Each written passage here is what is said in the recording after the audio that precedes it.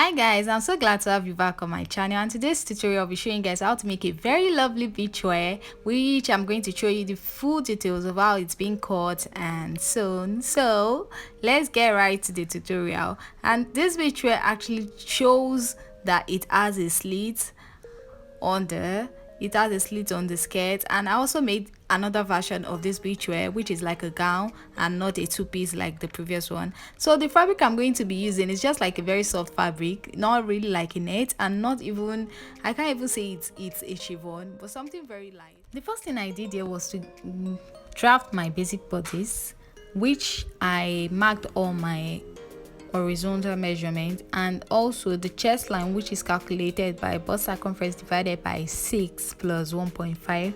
After getting the value of that, my chest line, I actually added 1.5 inches, which is the shoulder slope, so I can just mark it straight from the initial line down to the chest line.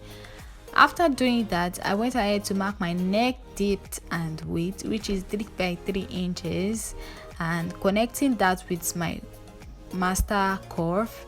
I also went in by marking my shoulder line, which is 15. However, because we are using half of the body's measurement for this draft, I divided it by 2 to get 7.5 inches, which I connect the neckline to the slope of 1.5 inches. From that 1.5 inches, I mark my chest line right on it and connect it with a straight line as well. From this point, I went into just dipping the lines with my marker pen so you guys can see it very clearly, just as I'm doing. From this point, I went into just mark my nipple to nipple point, which is also regarded as the bust span, and the bust span of the client I'm making this wear for is 4 inches. However, you can calculate your bust span by dividing your bust circumference by 4 minus 1.5. I also connect the dart line with by 0.5 inches on both sides to form my dart leg. And also for the armhole line, obviously our armhole is not straight, so I went inward from the middle of the armhole line by 0.75 inches for the front. However, if you are working with a back bodice, you are going to go in by 0.5 inches just to connect a clean curve right from the shoulder slope down to the chest line. After that, I went ahead to add all my horizontal bodice measurement, my bust circumference, my under bust circumference, and waist circumference. After dividing all the measurement Point, I have my basic bodies, which I'm going to do some alterations so I can have that perfect fit bodies, to remove excess fabrics from where it needs to be removed from. With that, I'm going to use my shoulder dart, which I divided my shoulder line by 2 and connecting that to the breast point.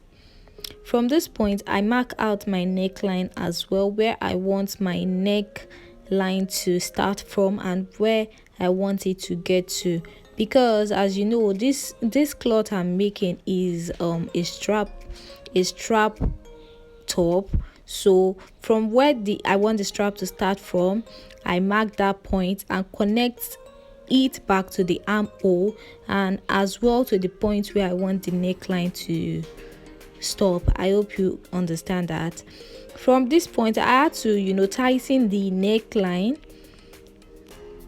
by just to make everything fit. So I'm using 0.5 inches on both sides of the shoulder and connecting that straight to the bust point.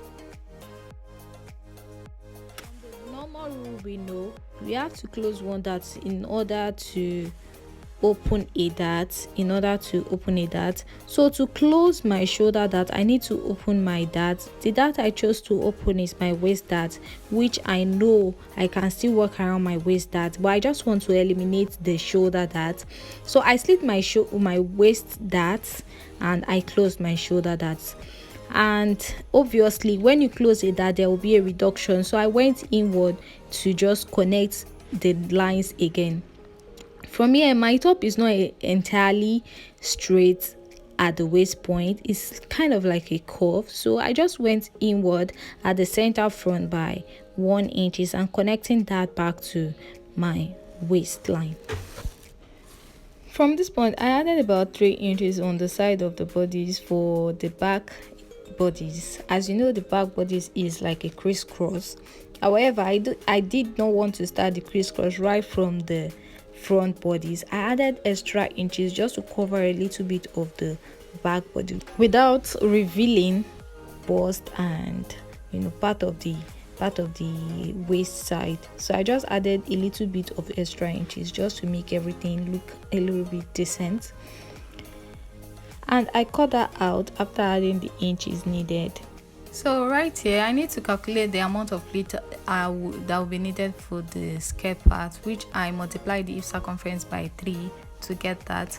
And from here, I minus the band measurement from the total length of the skirt just to get the other amount of fabric for the length, and I set that aside. After doing that, I folded my fabric into 4 to cut my top, and I added ½ inch allowance around the fabric, ensuring that the front piece is on fold. I folded this into 4 because I needed to cut my lining out of this fabric as well. So if you are using another fabric for your lining, you just need to fold it into 2 and fold the other fabric as well into 2. After doing that, I needed to also cut my trouser, the inner trouser of the skirt, which I minused the band length also from the trouser length. I used about 18 inches for this. After minusing the band, I got 16 inches, which I went ahead to mark my crotch length and my knee length and also my hip length for this. After getting all this, I connected my hip circumference, which is divided by 4 on this, connecting it straight down to the crotch length and extending my crotch length for the front by 2 inches and that of the back by 4 inches. The formula for calculating the front and back crotch length is by dividing your hip circumference by 20 for the front and dividing your hip circumference by 10 for the back. However, to calculate your crotch length, you can definitely calculate it by dividing your hip circumference by 3 if you want it free, or by 4 if you want it firm, and that will give you your crotch length. After doing that, I cut out my band, which is about 3 inches, and I used the waist length for the waist of the band and adding extra 2 inches for the closure for the button or press button, whichever you want to use.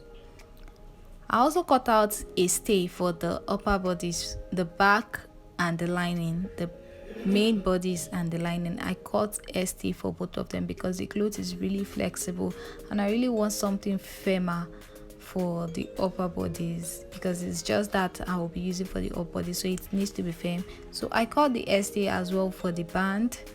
This is what I'm basically doing. It's kind of not enough, but I just have to look for a way to maneuver it and cut something out for the band as well.